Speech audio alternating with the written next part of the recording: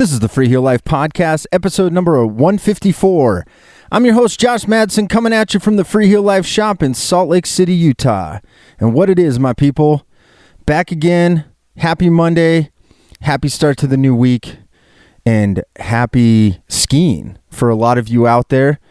I've been following it on the old social medias and seeing everybody across the globe starting to get snow. Utah just opened here down at Bryan Head in southern Utah. It looked pretty good. I have not been out myself. I'll come clean. I'm not much of an early October skier. I once was as a young Grom, but sometimes I just I like to wait. I like to wait for the I like it to fill in a little bit. But I think old Telly Tay was down skiing at Bryan Head this weekend, so I'll have to get a little update from him and see how it was, and I'm looking forward to getting some turns in myself.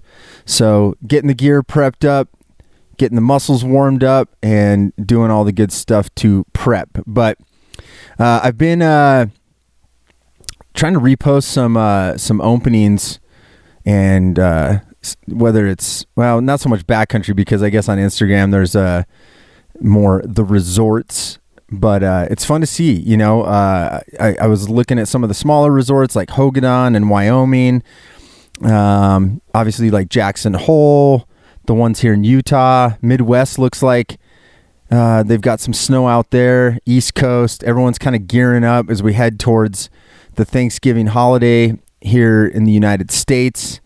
And always fun to see. So let me know where you're at. Let me know if you're skiing already, how the turns are, and whatnot. I always like to hear. So let's get into some newsroom and notes. We are now open here at the retail shop Wednesday, Thursday, Friday, noon until 7, Saturdays 10 until 4 p.m., and it's been good. Great to see some friendly faces coming around. Always love seeing folks every year, and we appreciate the support. It's I think the thing for me that always resonates the most is I know how this business relies on the people, relies on people that love Telemark like we do, and not just the people here in Utah, but it's so fun to see people from all over that come and visit us every year and make the little pilgrimage to come to the shop. And then obviously our local customers. And don't worry, if you're one of our online customers, I love you just as much wherever you may be. So thanks for keeping us going after all these years.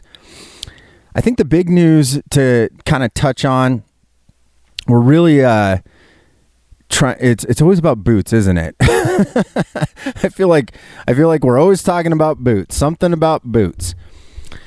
But that's been kind of the main thing here. We still do not have our shipment of Scarpa boots. There's been some supply chain delays. If you're a weekly podcast listener, you've heard me talk about it. Taylor and I talked about it. And it's just been kind of a funky, weird start to the retail season on that side of things, obviously because we are a Telemark shop and rely on Telemark boots. So we apologize that we do not have them.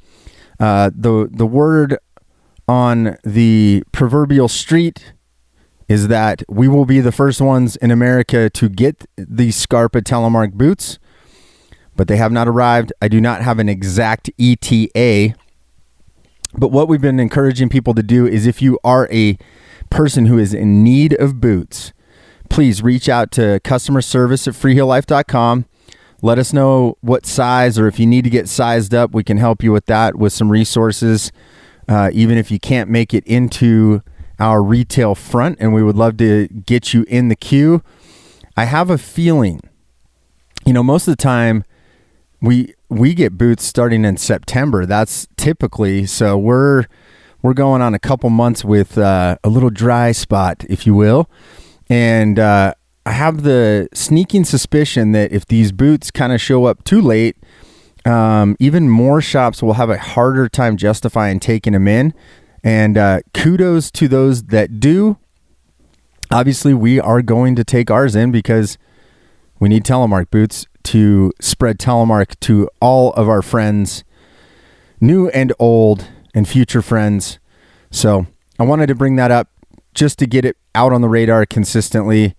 And I know the podcast listeners are always paying attention to what's going on there. So thank you very much. What we do have going on, Outlaw, for sure, Outlaw X, 22 designs, NTM bindings, fully stocked up on those, large and small. Some axle and vise for the 75 millimeter folks, fully stocked up on volet bindings.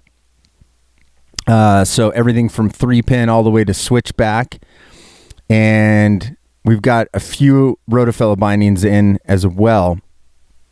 So be sure to check that stuff out.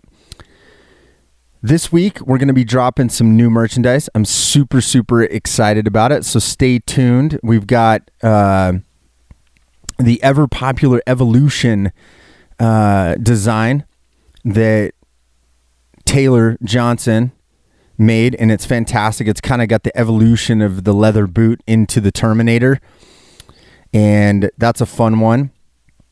And we've got hoodies, long sleeves this time, and short sleeves. And then also, we're going to be dropping a new design that's new to us, but actually existed. And I teased it out, I think, last week or the week before, the Tele Stomp, which is a beautiful design by Lake Superior Authority, which are some homies out in the Midwest that made this awesome footprint of a Vibram 75 millimeter sole. And we've kind of tweaked it with some FHL style in a couple colors. And I think you will all enjoy it as well. It's I think I said it last time, but this is one of those designs that I saw for the first time and was like, damn, I wish I came up with that. So we feel really fortunate. They've been working with us to help us get a hold of that artwork and do a little Freeheel Life tweak on it. And we're stoked to get that out to folks as well. So stay tuned. Lifestyle stuff. Also, Volet skis, fully in stock. Tech shops open. We're taking in tunes every day, taking in mounts. Tech shops looking healthy and strong. And we're busting out a bunch of fresh mounts and getting her done. And I think that's pretty much it for news and notes. I will say on the content side of things, great new video up Taylor did on the YouTube channel last week talking about, do I need scaled skis? And this has been a really fun topic for us as we're kind of, truth be told, early on, I think both Taylor and I, this has just been kind of a long conversation. We were always like, scaled skis, I don't know, like, does that fit? And I'm sure a bunch of you listeners are listening out there and going, of course it fits, But, as we were kind of evolving at the shop, we were always, I don't know, it was kind of this middle ground. It was like almost, it's a, for those that don't understand what I'm talking about, is underfoot. We were talking specifically about the Ultra Vector BC, which is a Volet product. And these work great for really rolling terrain where you might not need to put a skin on to go uphill.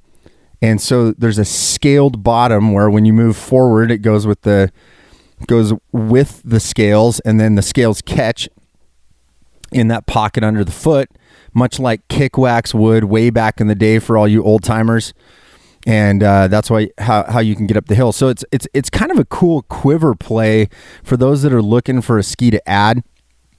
And it can be anything from walking a dog up a trail, or maybe you want to get into a little more kind of meadow skipping terrain.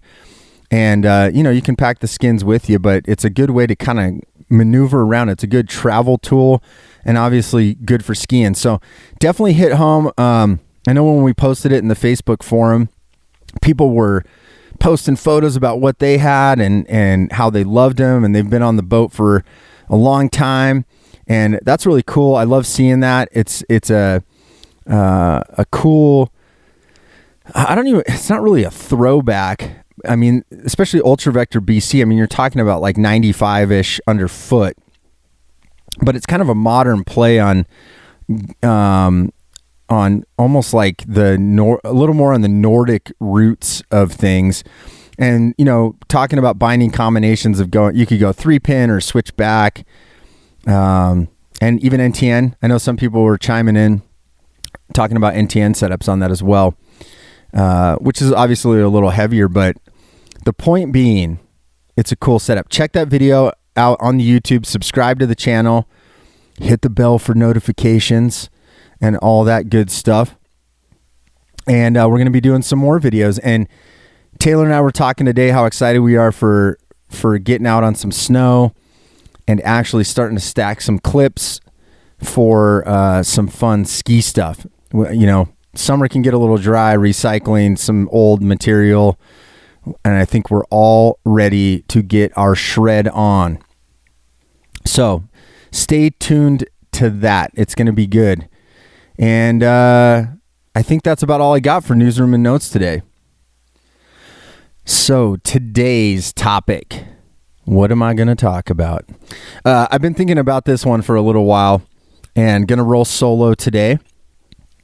And this is sort of a question that I was sort of posing to myself and thought it would be a relevant topic for the podcast, and talking a little bit about my thoughts and sort of sharing those with you today. And then I kind of want to leave it out there. What are your thoughts on this topic as well? Because I think it's something that often kind of comes up in conversation, and I don't know if this question was posed to me or sort of in a roundabout way. I sort of started developing the question myself because I thought it would be a good question to ask. And so that question is Telemark skiing still relevant in 2022?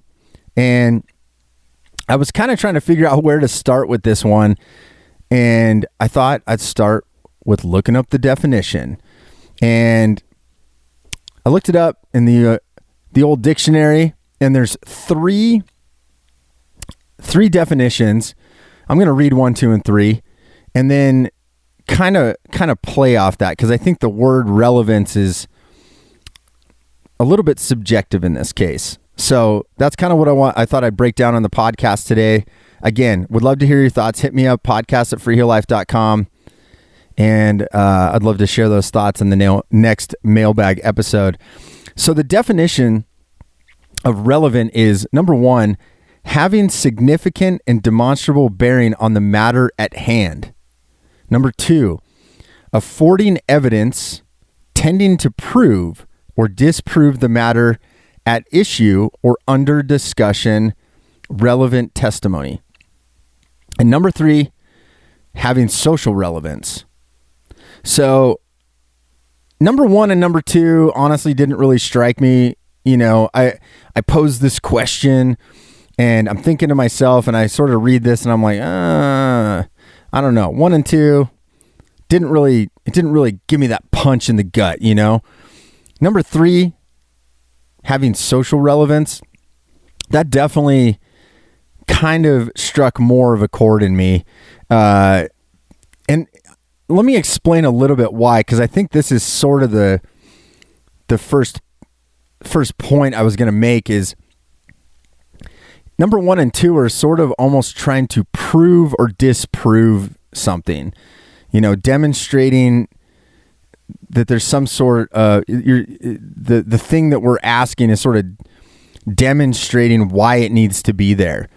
And quite frankly, that's kind of why this question in and of itself as you might imagine, if you've listened to the podcast for a long time, I'm probably going to answer yes, telemark skiing is relevant. I've built a business around it.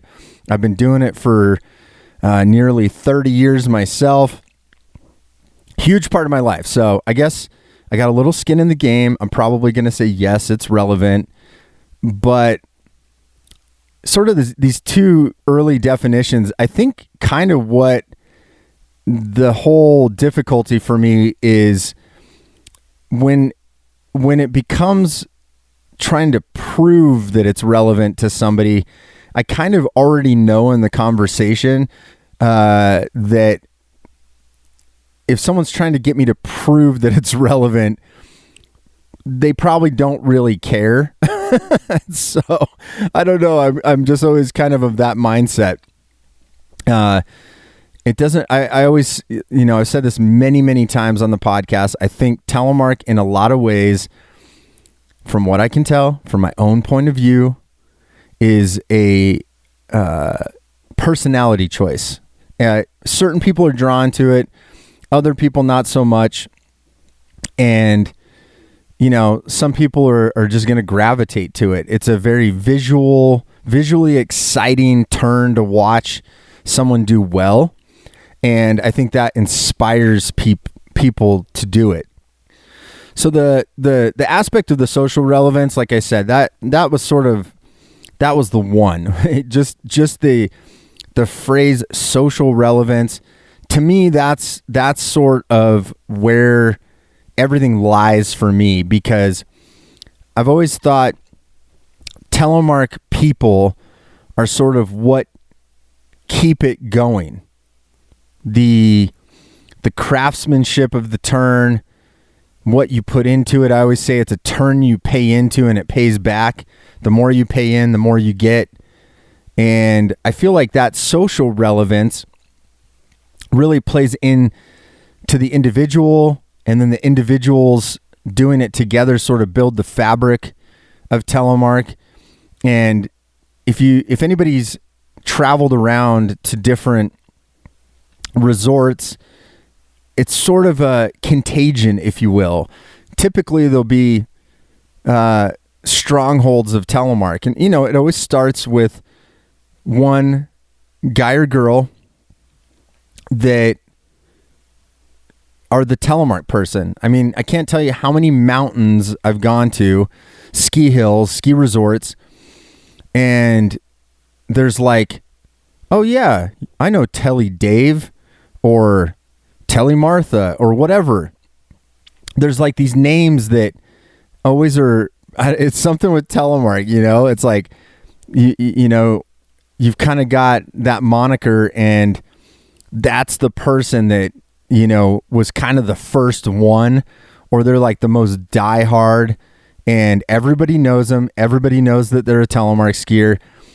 But I think those people are contagious, and they in a positive way, where they're always looking to share it with somebody that's willing to try it.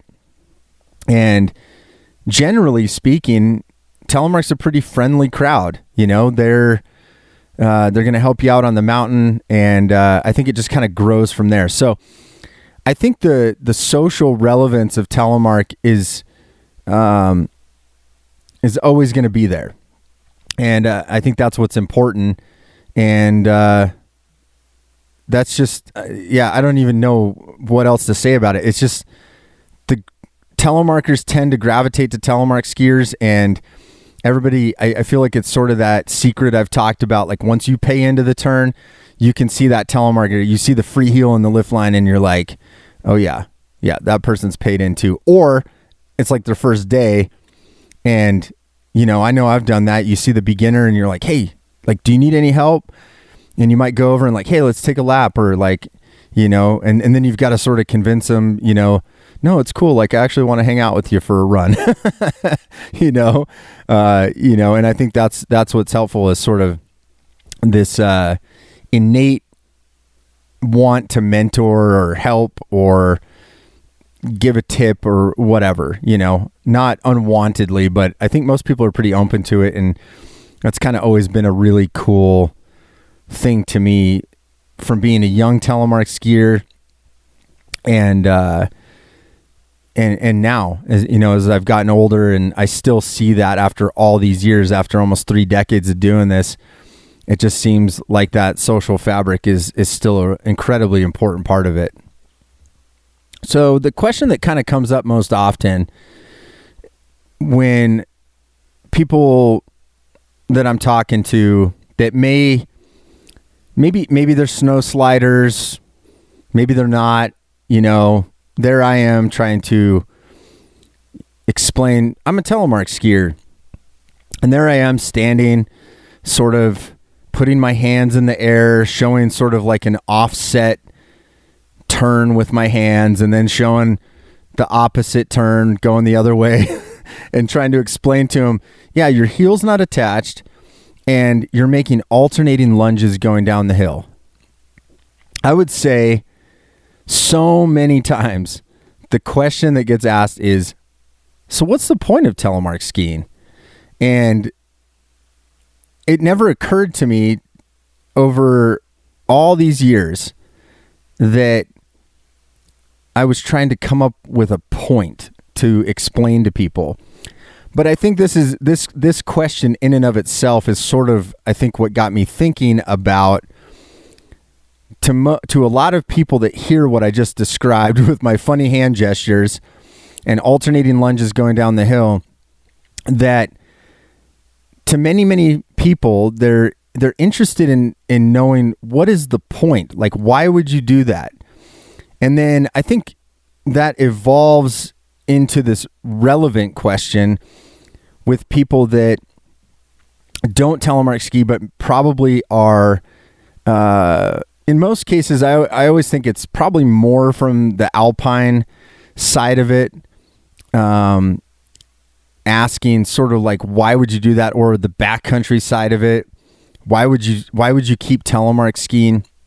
We've talked about this from the retail perspective, and, like people walking into a shop where maybe it traditionally was a telemark shop 20 years ago, and now it's, a predominantly, backcountry focused alpine touring shop, and you get the young Grom working there, and he's like, why are you still doing that thing? What's the point?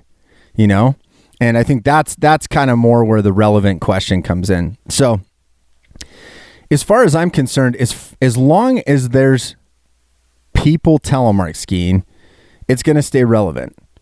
And there's always going to be that type of person that's interested in the turn, the history, the challenge, the weirdness of it, in comparison to maybe other snow sliding sports. And again, it goes back to that personality choice.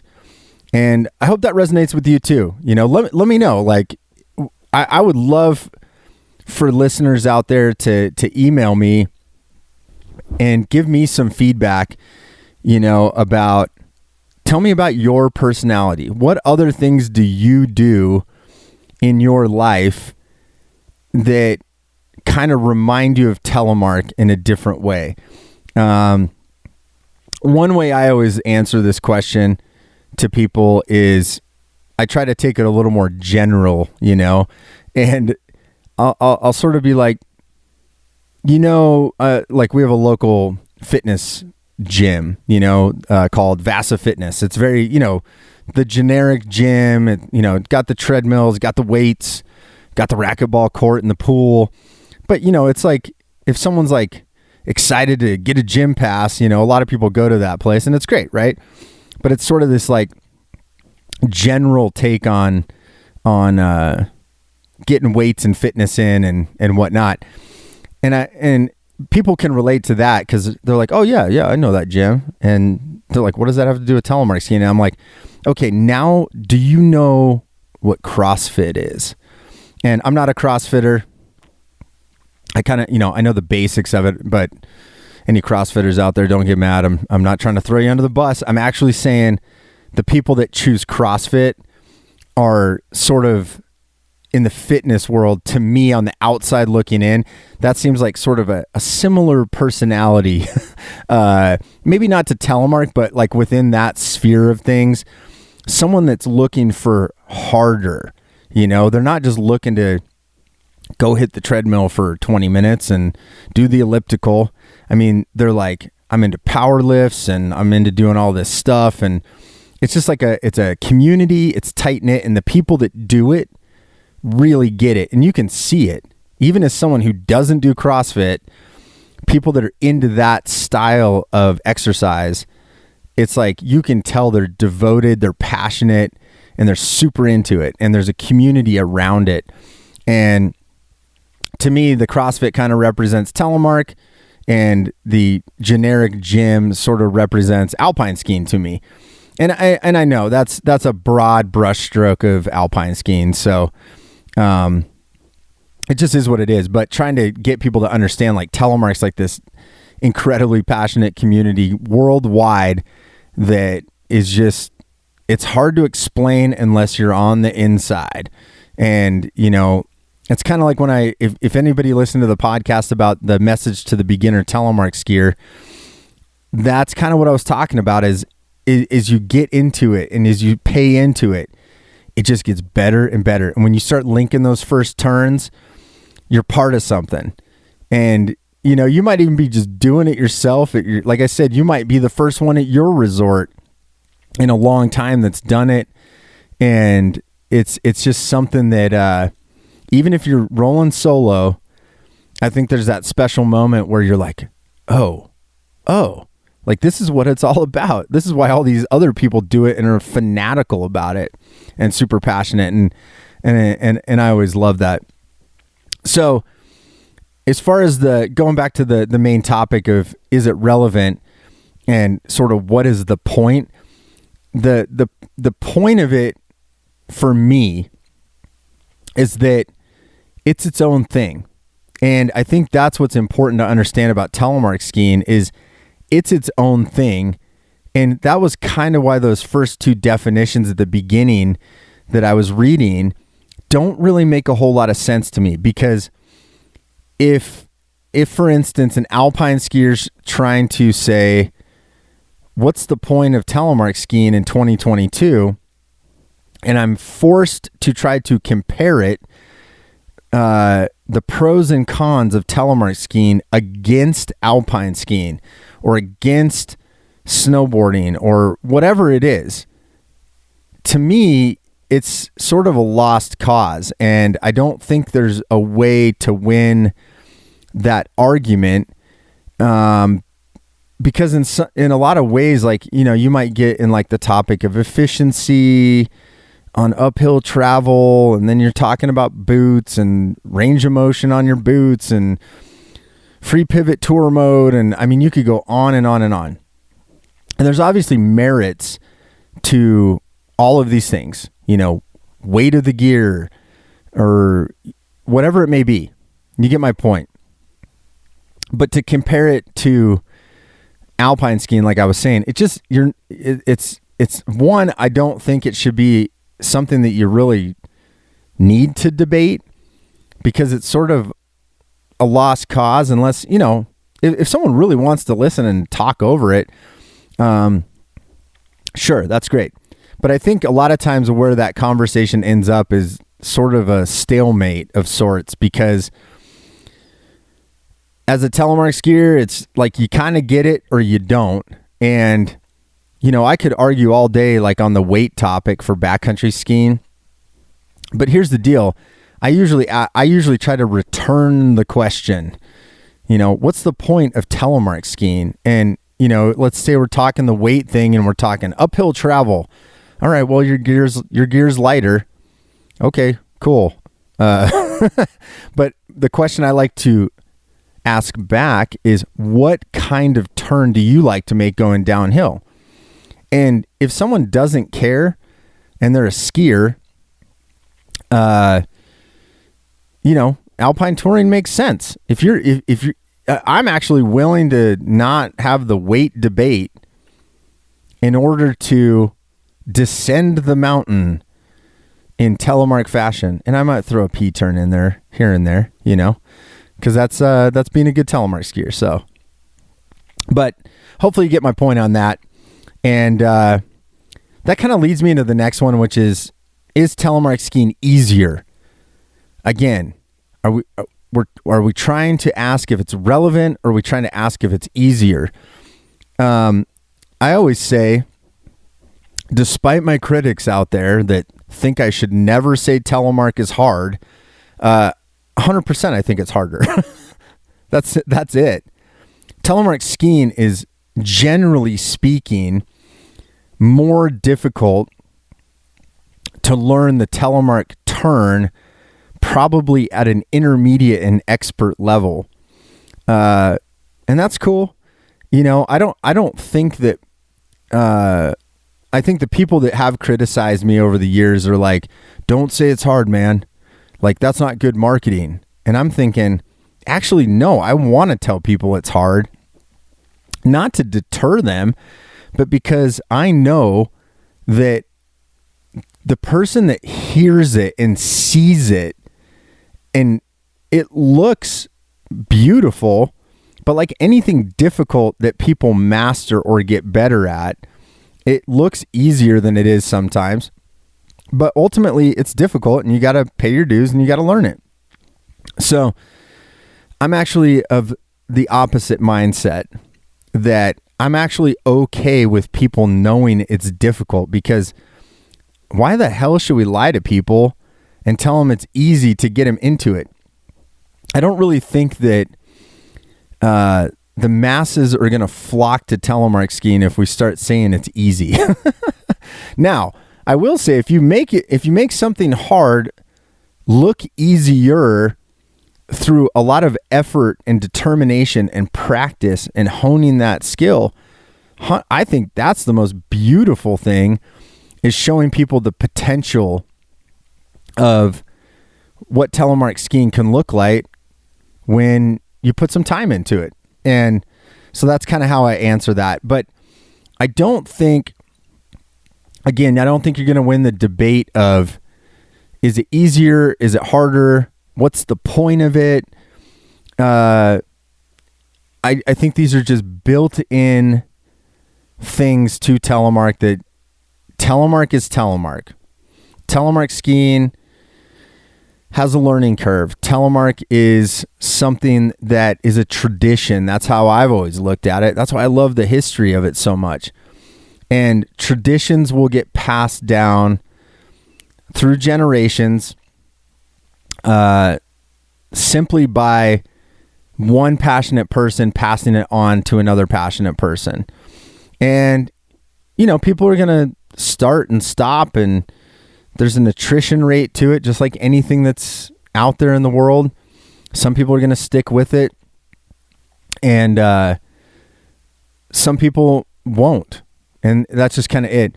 It kind of reminds me of a funny topic too. And I was talking about this today as we were closing up the shop. And it's always interesting to me when I bump into people that maybe I don't know.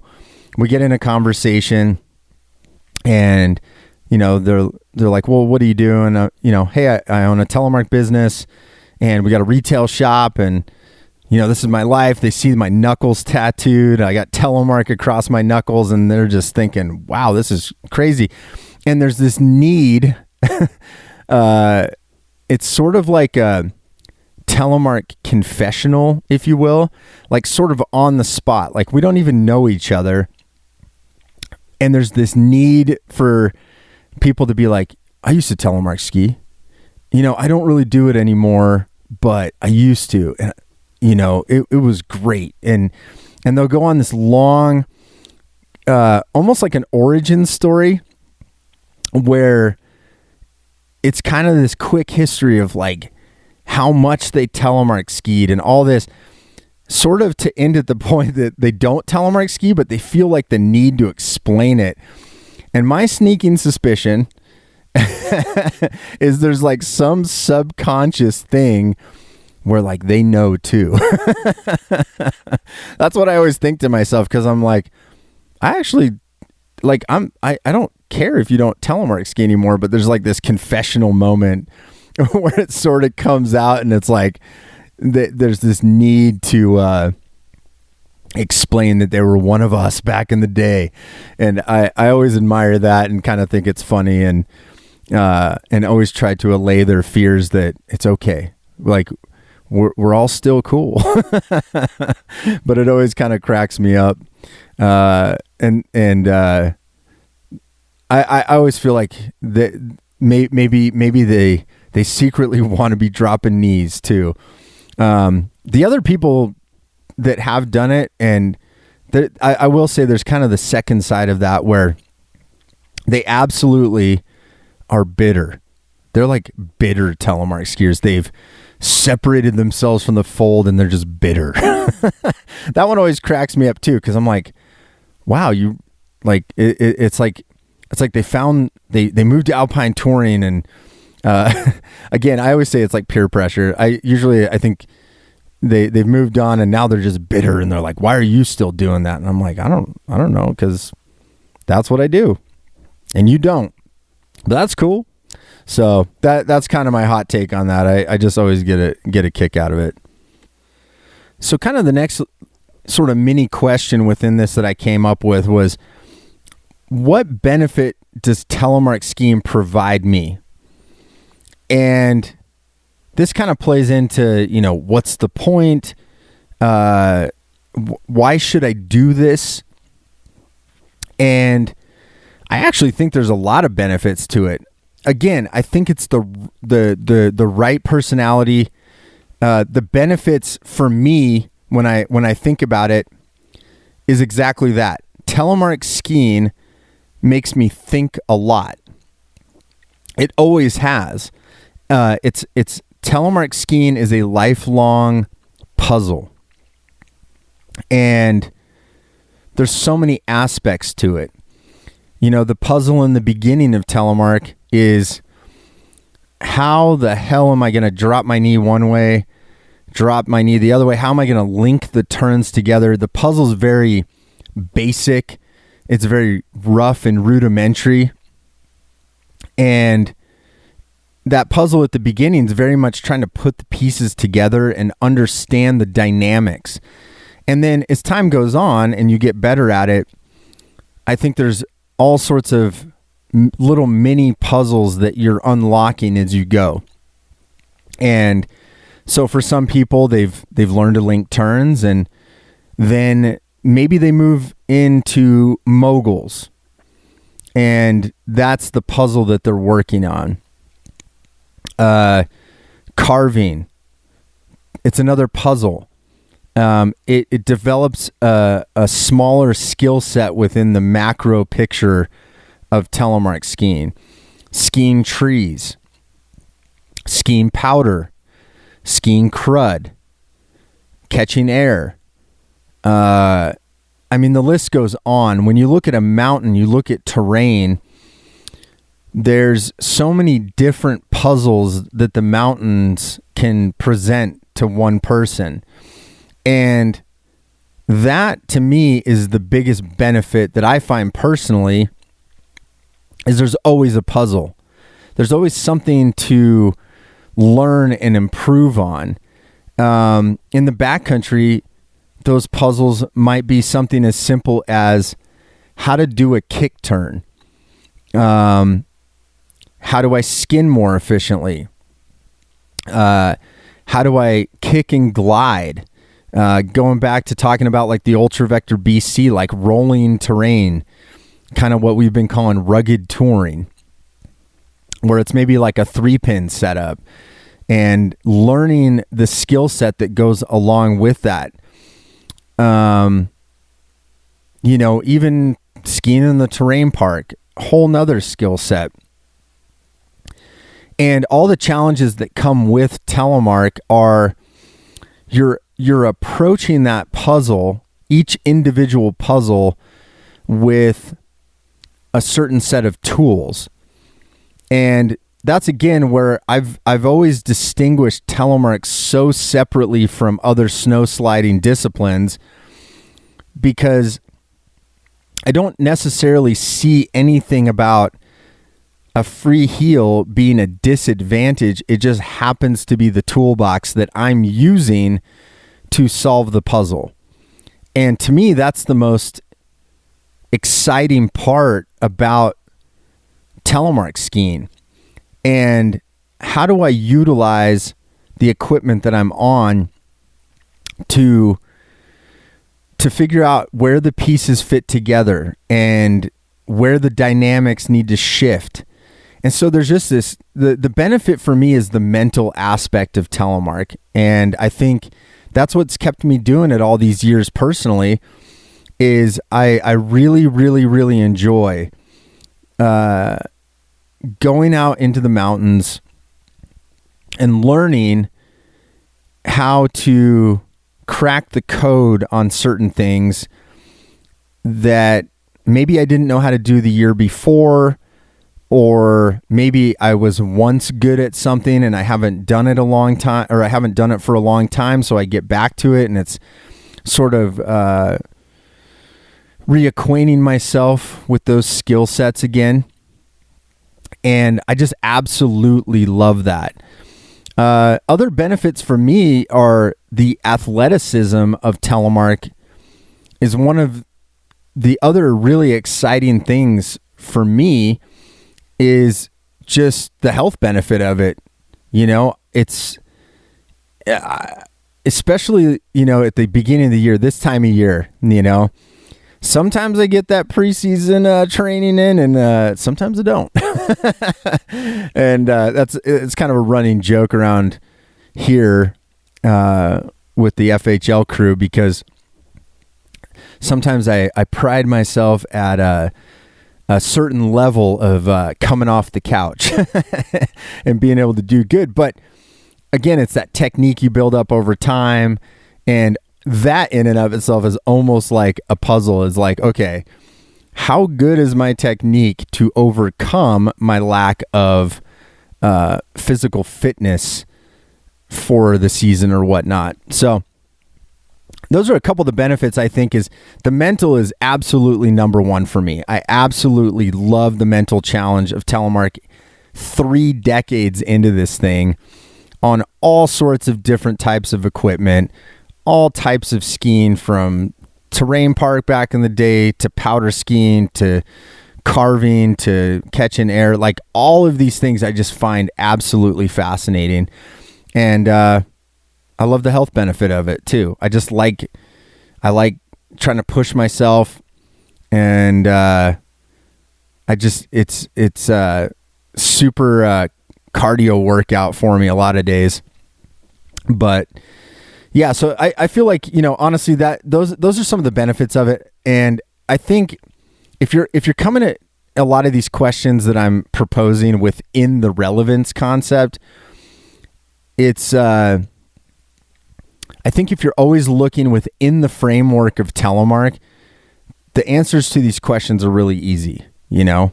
And again, you're probably arriving at even asking these questions if you didn't think it was stupid in the first place, you know? And you know, sometimes I even hesitate to even bring up that there is a comparison, because I think that just, it sort of kind of sours the whole thing.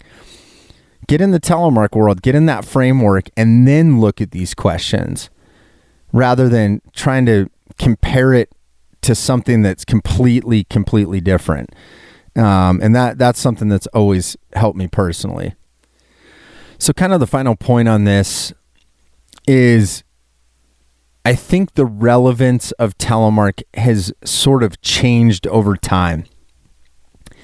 And in the past, the old reason to telemark ski for many, many people was transportation into the backcountry.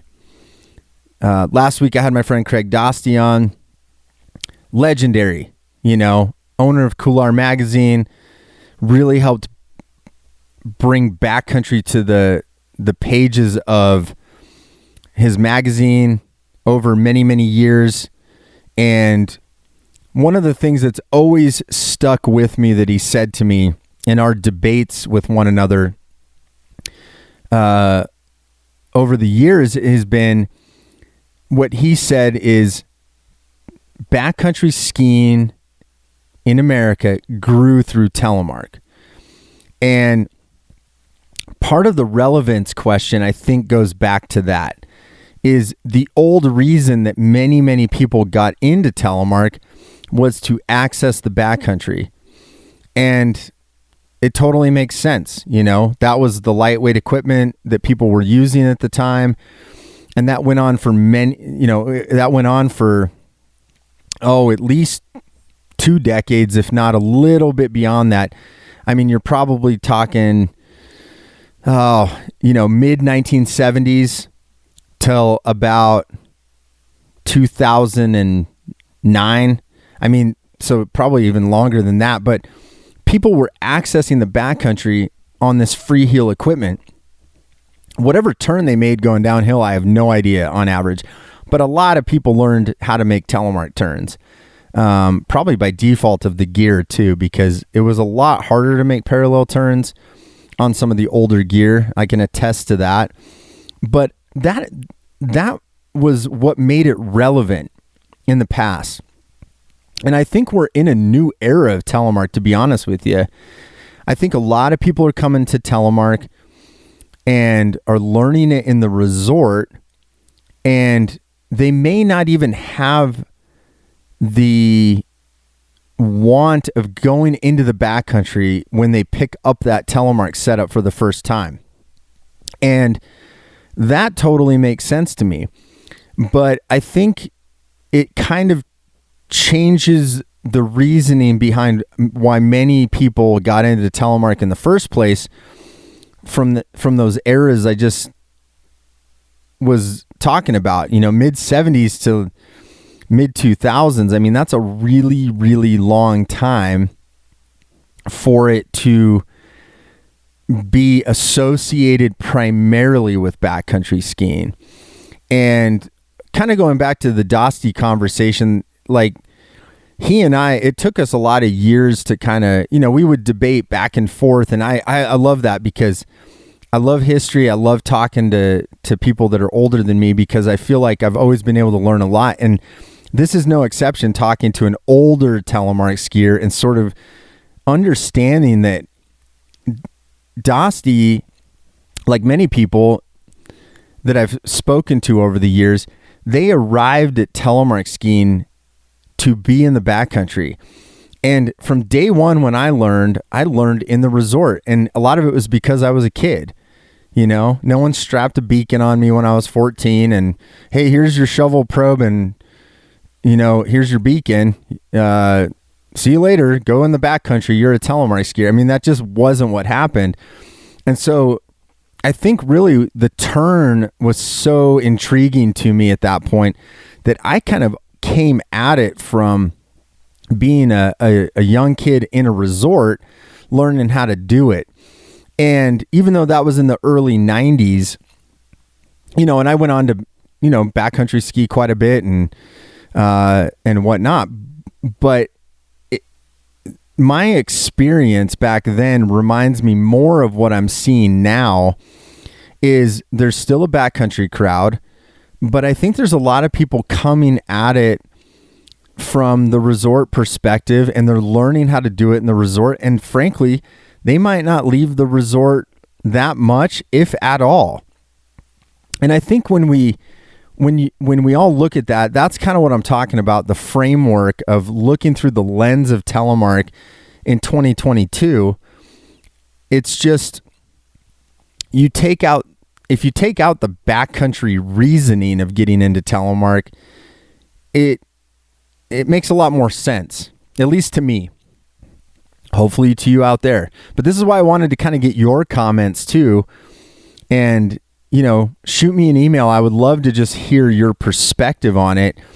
And even, are you one of those people that I see that got into telemark in the resort, and that's kind of, maybe you aspired to be able to do it in the backcountry, but you didn't necessarily say, hey, I'm going to learn how to do this thing so I can go in the backcountry.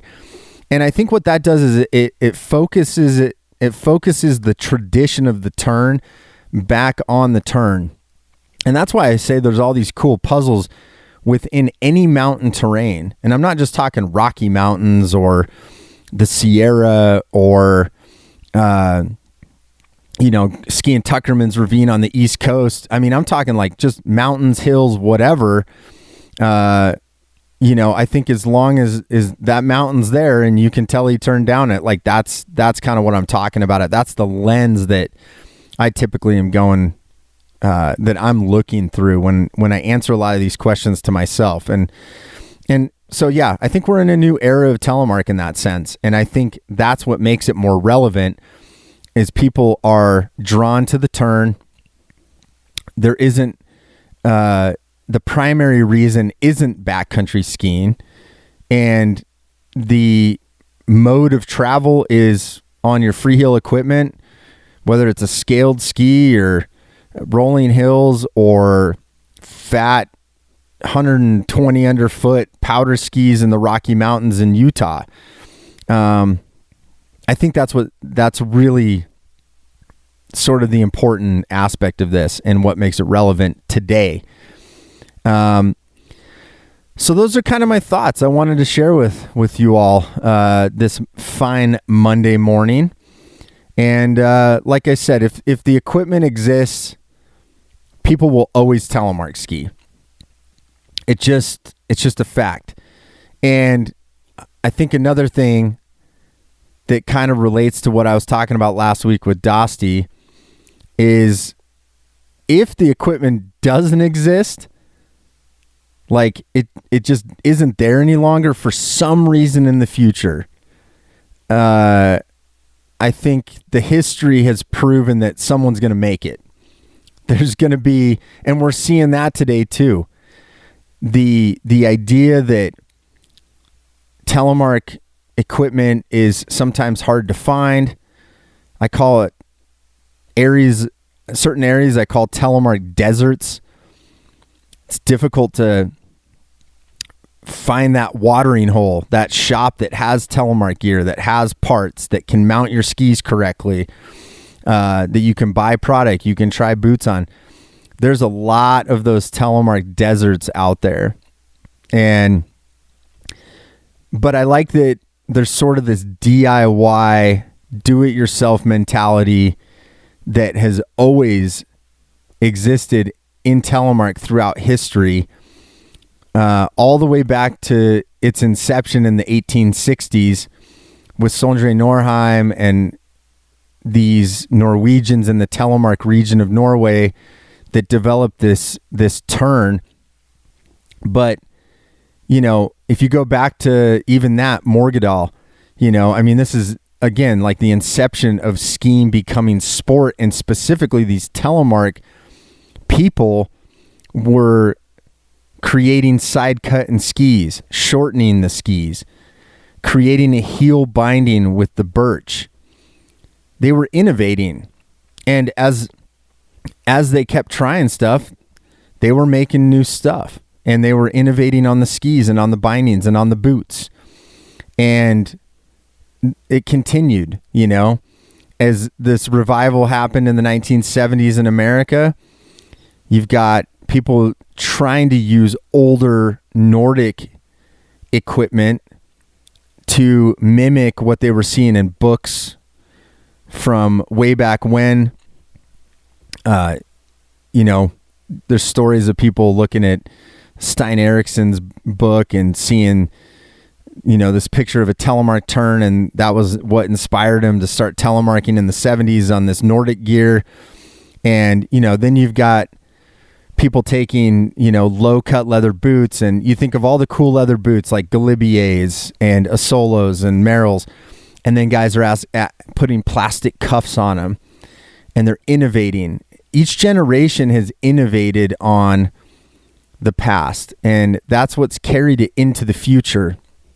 And last week we were talking a little bit about the DIY binding scene with Dosty and what's out there, and we really kind of got into a deep dive with the bindings. And it's hard for me to imagine that telemark would ever go away for lack of equipment. And so that's kind of why I said that. As long as the equipment is there, telemark skiers will be there.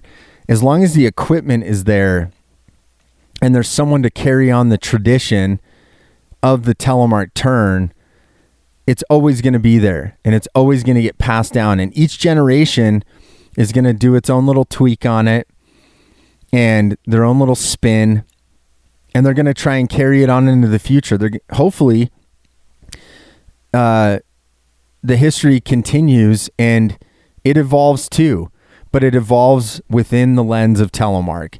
And that's what I think makes it relevant in 2022 and will make it relevant forever into the future, is that we're protectors of the turn, and all of us that love the turn and love making telemark turns for ourselves, number one, we're sharing that just by being out there. And I think that's what's important, and it'll continue. So that's my little synopsis on, is telemark relevant in 2022? The answer is yes. It's relevant, and it's going to be around forever, and it's going to be passed down through generations, hopefully into the future, by passionate people like you that are listening out there. And maybe you're even a new telemark skier and you're just curious about it. And, this community, this fabric of individuals that are just attracted to this crazy looking turn of lunging down the hill, this dance, that's what's going to keep it solid, keep it good, and keep it going. So thanks for listening to my thoughts on that. And I would love to hear your thoughts. Email me at podcast@freeheellife.com. Let me know. Do you think it's relevant? I'm curious. And share your thoughts with me. Share anything with me. I'd love to hear it. And I love getting emails from everybody. And hopefully I can put a little mailbag episode together here shortly and share some of your thoughts across the Telemark Pirate airwaves every Monday. So I'll be back next week on Monday with another episode. And until then, you can sign up for our mailing list. We shoot a little mailer out on Tuesdays and Fridays. Let you know what's going on in Freeheel Life land and what we're up to in the shop, latest content that we're putting out. And it is a pleasure to serve all of you out there. We would love to be the retail space that you support wherever you live. And we're happy to ship stuff to you, happy to answer questions. And like I said throughout the episode, you can hit customer service at freeheellife.com to get answers, schedule a phone call, shoot us your number, we'll text you, whatever you need. And we're trying to build as much of a resource library, and our small group of misfits here, always trying to make sure that they can answer your questions and give you that high-level customer service and help you out with all your awesome questions, concerns, and whatever else about telemark skiing. So I think that's all I got for you today. Check out freeheellife.com. Like I said, new merch dropping this week. It's awesome. I'll be rocking it myself, and I would love for you to rock it as well and show your support of the Freeheel life and be a Freeheel lifer yourself. So until next week, I'll see you later. I hope you have a great week, and I hope you're having a great day, and I more hope that you're going to find some sweet telly turns sooner than later at your local hill. I'll talk to you next Monday, and until then, spread telemark always. Peace out.